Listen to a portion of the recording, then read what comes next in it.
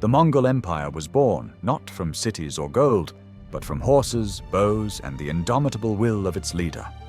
Genghis Khan's armies were unlike any the world had seen. They moved faster than wind, struck harder than thunder, and vanished before their enemies could breathe.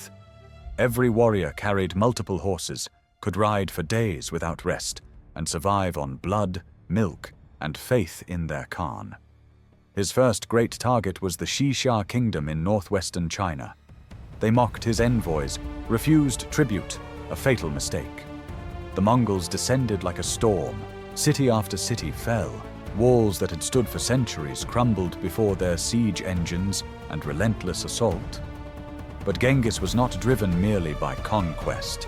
He was driven by purpose. His next target was the mighty Jin dynasty of northern China.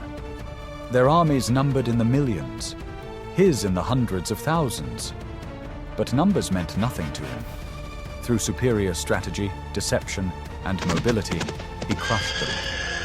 By 1215, the Mongols had seized Zhongdu, modern-day Beijing, and burned it to ash.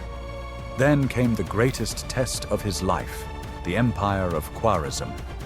Stretching from Persia to the Caspian Sea, it was a wealthy Muslim civilization ruled by Shah Ala ad-Din Muhammad.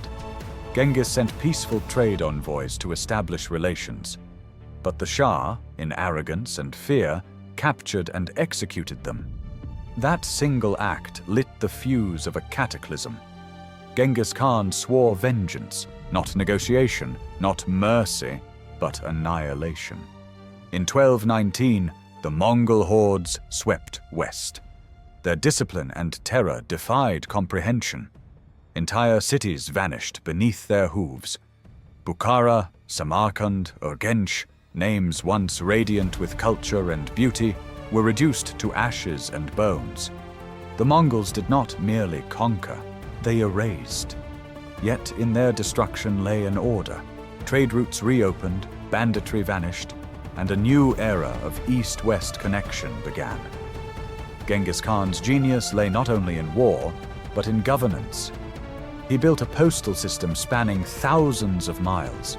He welcomed scholars, artisans, and traders from all lands.